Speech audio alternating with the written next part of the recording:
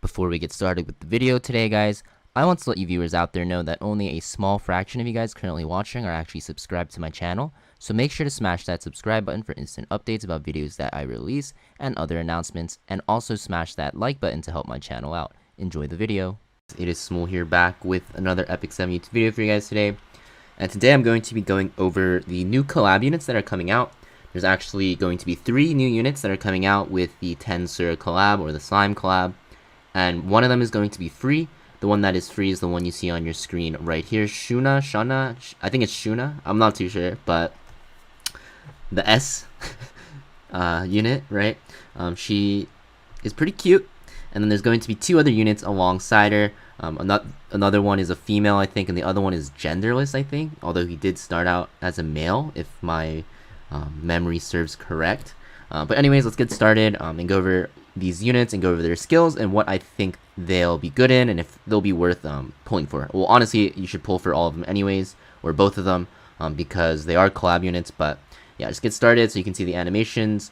Looks pretty nice. She's a very, very cute unit, I'd say. A bit more favored towards the cutesy art style, which, you know, is a good thing for me. But you'll see she is a Soul Weaver, right? So she's a fire Soul Weaver.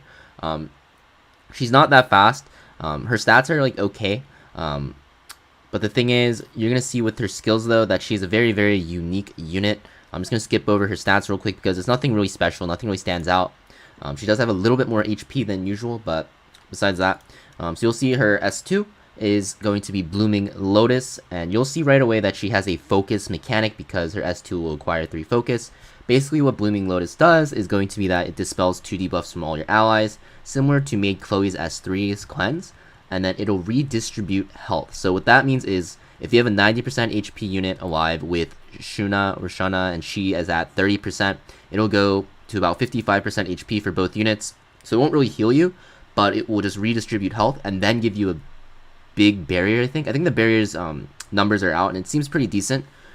It's a little bit bigger than Amelia's, I'm pretty sure, and it scales with your max HP, so that ties in well with her slightly above average base HP, because that makes it so that her barrier is better. So there's not actually real healing, but the thing is, if you have like a real tanky unit and a really squished unit, and you use the squished unit to give the tank unit more HP, like a 30% HP Fallen Cecilia from, like, I don't know, like a super squishy like RB like at max HP, you're actually getting a lot more value because the Fallen Cecilia will just gain more HP percentage wise, and then what happens is the defense is higher on Fallen Cecilia, so meaning you get more effective HP that way.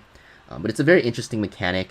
I think this works through unhealable as well, so if you're fighting like a Rem, you don't have to worry about, you know, not being able to heal. And you can always run like a different artifact on her as well, like Rod if you want more healing. But you'll see with her artifact that you actually might not want to run it. So just skipping to her animation real quick. It's just a S2, just heals. That's it. So nothing really crazy. This is going to be our S1. Basically, it's just going to be a regular single target attack that heals yourself, and the damage and the heal will actually scale with your max HP. And this has the Soul Burn effect, which is going to be an extra turn similar to S10A's Soul Burn effect. But this is interesting because usually Soul Weavers don't really do damage. Usually their S1 is always like a heal or something that scales with your max HP, right? But this one actually will do more damage. So this will make Shuna like one of the only Soul Weavers that actually is more focused.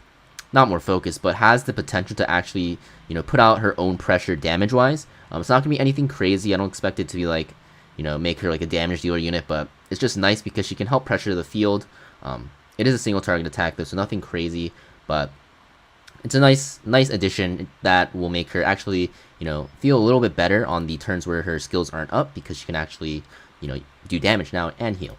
And next you have your S3. So S3 doesn't have a cooldown because it costs focus. So you'll notice that the S2 costs, or actually it gives you 3 focus, and then S1 gives you 1. So if you soul burn the S1, you can get to 5 focus and use your S3 the next turn. So this is kind of bad and good. So focus is nice because there's no actual cooldown as long as you can generate focus. But the thing is, it's bad because you can't ever S3 on turn 1, right? And S3 is going to be very powerful. It is going to be a 2 buff strip, similar to Angel of Light. And you also have a 85% chance to sleep for 2 turns, not 1 turn, 2 turns. So it's actually a very, very nice CC, similar to Sage Ball, but a little bit better because you can strip. So actually, I think she'll be a very, very interesting unit overall. She's going to be like a kind of like a hybrid like Soul Weaver control that can actually do some damage. So I think it's pretty interesting.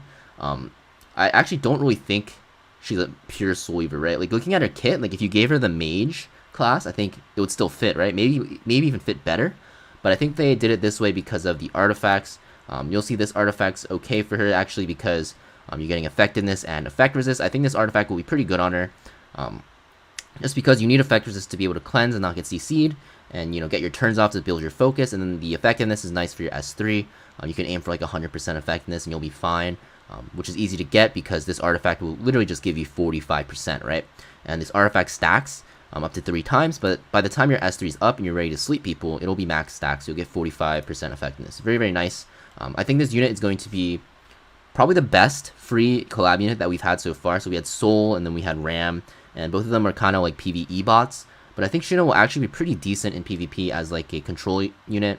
The only thing is control's in a weird state, so it's hard to tell if she'll actually be good.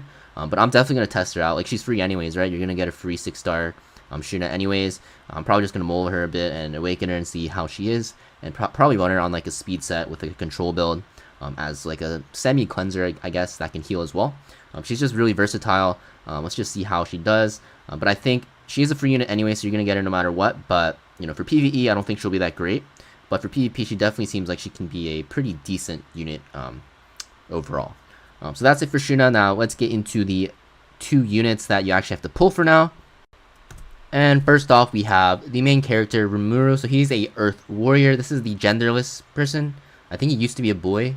I'm not too sure. If you guys actually know, let me know. But yeah, it kind of looks like a girl, so I don't know how I feel. It's kind of sus. But you'll see his base stats pretty tanky and pretty decent attack as well. He's a little bit on the slower side, but he is a warrior, so it's kind of to be expected. Why do I have French subs on? Interesting. But you'll see his S2, so they're going to show you his S2 first. It's a very unique mechanic. It's going to be a buff copy. So when you attack with a non-basic skill, meaning like your S3 or something like that, you're going to copy 2 buffs, right? So if you miss, it doesn't matter either. You're going to grant the buffs to all your allies. It's not going to dispel the buff or anything or strip. You're just going to copy it. And it doesn't work on undispellable buffs like, Rem's Demon Form, because that would be OP, right? Or like Mercedes, undispellable buff as well, or Mind's Eye from Valencia. And yeah, also another effect is going to be when an ally is attacked by a buffed enemy, you're going to counter attack and use Be Ready. It's basically just an attack, does pretty decent damage, and we'll see her push you, but it can only be activated every 3 turns. So yeah, very, very interesting mechanics here. You're going to have to play around Rimuru's S2 because when you attack, you're going to get countered, right? And if you attack with a squishy unit that has like a attack buff or something, they can potentially get one shot because Rimuru's damage is actually not that bad. But yeah, the copy mechanic is pretty nice. It'll be really, really good against Maid, right? So Maid clearly S3s, you just, S3 as well and copy the buffs, and then, wow, you have all the buffs. So you have revive and attack buff on your entire team. So very, very interesting mechanic. I think just from his S2 is going to be pretty powerful. But yeah, let's look at the animation real quick. I think this is the one that gets the animation. Maybe not. Okay. That's alright, I guess. That's his Be Ready animation. And you'll see his S3 is going to be single target attack, and basically it does fixed damage, meaning no matter how much attack or HP or defense they have, or you have, you're going to inflict a specific amount of damage, so it'll be 5k. And then when you have enough buffs on your team, you can do up to 10k. And I think it's 8 buffs on your entire team combined, and you do 10k. So it's pretty easy to get, to be honest. Like, think about it. You just copy Maid Chloe's S3, and you have all the 8 buffs, right? And you just do 10k fixed damage, and you can one-shot someone, right? So this will never miss because it's unaffected. Not never miss, but it's not affected by elemental disadvantage. It can still miss, but even though you're Earth, if you attack fire units, you won't have like the disadvantage. And also, if you attack a unit that is buffed, you will put defense break on all enemies for 2 turns. So pretty OP in my opinion. You can soul burn this for 10 souls only, and the skill cooldown gets reduced to 3 turns. Is it 3 turns? Yeah, 3 turns. So yeah, pretty decent skill. S2 and S3 look pretty crazy. I think the fixed damage is pretty cool because there's no RNG. You don't have to like calculate attack and defense and stuff like that. You'll always know how much damage you do as long as you have the buffs. And this is an S3 animation. So let's see. But yeah, pretty cool because you can pretty much one-shot every squishy in the game that doesn't have enough HP, because 10k is going to be more than enough for like RBs, like Kiseis, right? Stuff like that. So I think you'll see a lot more DPS units being a little bit more tanky if Rimuru becomes more meta, which I think he'll be meta for sure because his kit looks pretty crazy. And his S1's a random. It's just a single target attack, but it gives you a random buff, kind of like Justice for All. And basically, it'll be immunity, crit hit resistance, attack, or F-res. So honestly, all of these are pretty good. So yeah, it's just a basic attack right here. But like if you look at the buffs, so immunity, very, very nice, right? Like LQC, S1 kind of, because you get immunity. Crit hit resistance, also really nice, makes you really tanky. Attack, also very, very nice. Effect resist, now this one's probably the worst of the 4. But the thing is, like, even if you get this, it's okay against units that don't build effectiveness. Like if you're against like an FCC and you get this buff, effect resist buff, you can't get provoked. You can start, hitting their DPS units, still squishier units. You don't have to waste turn into FCC because she provoked you, or Crowd because he provokes you. So very, very nice. F-res is definitely the worst, but still pretty cool. Then going into his artifacts, so basically it's just like a random buff. It's like JFA, Justice for All, basically, for warriors. And the buffs are going to be pretty much the same, except you have crit damage, speed, and defense. I think this will be very, very good on him. You don't really care about like Draco Plate because you do fixed damage in your S3 anyways. And then also, you don't really... Sigurds can be okay, I guess. But I think the buffs from his artifact is going to be, or its artifact is going to be very, very nice. You might actually see this a lot on different types of warriors now, because this artifact, when you max it, I think it'll be very, very good. But until you max it, kind of like Justice for All, it's going to be like meh. But I think when you do max this, it's going to be very nice. So expect a lot of whales to pull for this, because this is a pretty decent artifact for maximum break for warriors, right? Because warriors do lack good artifacts. So Rimuru, I think its banner is running currently. Very, very good unit. I think you guys should pull no matter what. It is a collab unit anyway, so you should. But I think Rimuru will be a very, very strong unit. The fact that it does fixed damage is pretty insane. I think it works when you dodge as well, so even dodging doesn't do anything. So yeah, this unit is going to be pretty crazy. This S2 is very nice as well. Copying buffs, Maid is like running around a lot still, so you can still copy the buffs, and very, very good. Good against like, what's it called? What am I trying to say? Just like any units in general with a lot of buffs, right? So very, very powerful unit. I think you should probably pull for this unit ASAP.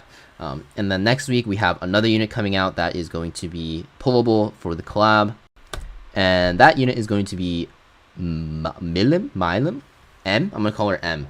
So this unit is kind of like a lolly, right? Also the cute, concept.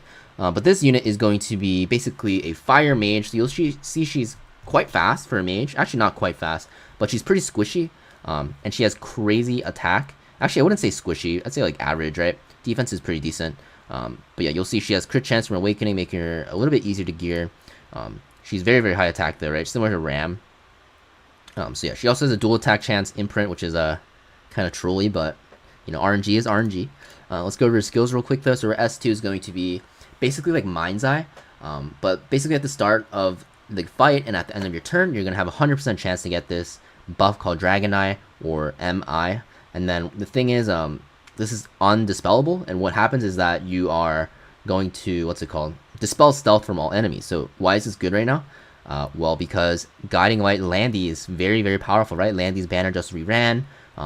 If you have Guiding Light from Cerise's banner in the past, or you plan to get the Guiding Light artifact from Cerise's banner when she reruns, you're gonna run Landy on Guiding Light, right? And Guiding Light Landy is like really toxic because she has an extra turn mechanic to try to cycle for the Guiding Light, and it just makes a squishy unit that does so much damage, like very, very tanky. So you just dispel stealth permanently. So very good against like Kisei, very good against Landy as well. And yeah, this ignores effect resist as well. So you're just gonna be getting stripped of your stealth over and over. So very, very good counter to stealth units. Good against T-Cern as well, right? If you're still getting annoyed by T-Cern, even though she's not that great, you'll dispel that stealth. You can just, focus her down after you proc her S2. And also, she also has a focus mechanic. You'll see at the bottom of the skill text, it says when your focus is full after attacking. So after attacking, you'll get another attack, and you'll get Dragon Buster, which is an AoE attack that removes 10 souls. So very, very powerful. Removing souls in this game is a very powerful mechanic, as you can see with Bellion. And just an AoE attack with... So remember, she has very, very high base attack, so she's going to do some crazy damage, it feels like. So yeah, just looking at her animation, I think this is her Dragon Buster. So she already attacked after her focus is full. And Dragon Buster, wow. Not too crazy of an animation, but it is what it is. And you'll see her S3 is also a focus mechanic. So looking at her skills again, so you'll see that focus is going to be a thing. So focus is going to go up to 5, I believe. Similar to SSB.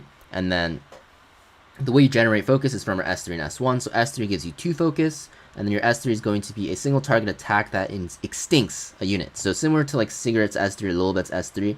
And then you get Evasion. So Evasion, not going away, very, very toxic buff in the game, very RNG. Also, this S3 damage is not going to be affected by damage share, similar to top model Luluka's S3. So this is basically top model Luluka S3, but instead of the stealth, you get the evasion, which in general, I think evasion is way more consistent and better than stealth. Yeah, evasion is OP. So yeah, I think this is going to be very, very annoying to deal with. She's gonna like one-shot someone at the start of the battle and then have evasion buff, and then if she procs her S2, she's basically gonna one-shot your entire team, it feels like. Looking at the animation real quick. Single target attack. Looks pretty cool. Oh, it's like Super Saiyan. Wait, that's it. Okay. That's okay, I guess. So then you'll see her S1 is going to be Dragon Dive. So Dragon Dive is going to be single target attack. And basically, yeah, you just get attack buff, you know. Nothing crazy. That also heals you, you know. Nothing crazy, guys. Just kidding. This is pretty insane. You're going to heal you have built-in lifesteal from your S1, and then you also have attack buff, right? That will apply after your attack, so you won't get the attack buff benefit before you actually counter, or not counter, take your turn. But yeah, very, very interesting. And a DPS unit with self-attack buff that has very, very high base attack that also can heal. I think she'll be built a little bit more bruisery, actually, because of this. And the attack buff will just make it so you don't need to build as much damage. But she's going to be very powerful. I think she's going to be a mage bruiser. Which is very, very interesting, right? And looking at her artifact, you'll see that she'll definitely be a mage bruiser, because you'll see you basically have a Elbrus built into a mage now. The only thing is you have to, not Elbrus, you have a counter attack set built into a mage in her artifact form, but you have to not get crit. So units in this game are going to mostly have high crit for the most part. The only thing is units that have a lot of like CC potential, like FCCs, right? Like Crow S1s, like Soul Weavers as well, they're not going to crit most of the time because you don't build crit on them ever. They're going to be at like 15%, the base. So if they try to, you know, CC the Milim or Milim and they don't land it, right? Or even if they do, you're going to get countered, right? And that's going to heal her and give her attack buff, right? For her next turn. So very, very interesting artifact. I think you're actually going to run this on her. Maybe you can run like Symbol as well. There's like other choices as well. But very interesting. I think it'll be pretty decent of an artifact for her. I recommend buying all the artifacts, guys, from the powder shop because they are collab. Also, if you do pull dupes, make sure you keep them. But I think all of them are good to max limit break. What's it called? The Rimuru's, you definitely want to limit break. That one needs to be like plus 30 to be very consistent. And the upgraded Dragon Knuckles is also good to max because it's just a counter attack, right? You want it to be as high as you can anyways. So yeah, I think all 3 units, guys, are very, very good. I think all of them are actually above average. I think between all 3 of them, who's the best? Probably Rimuru, honestly, I think will be the most consistent, but I can see Milim being very strong as well.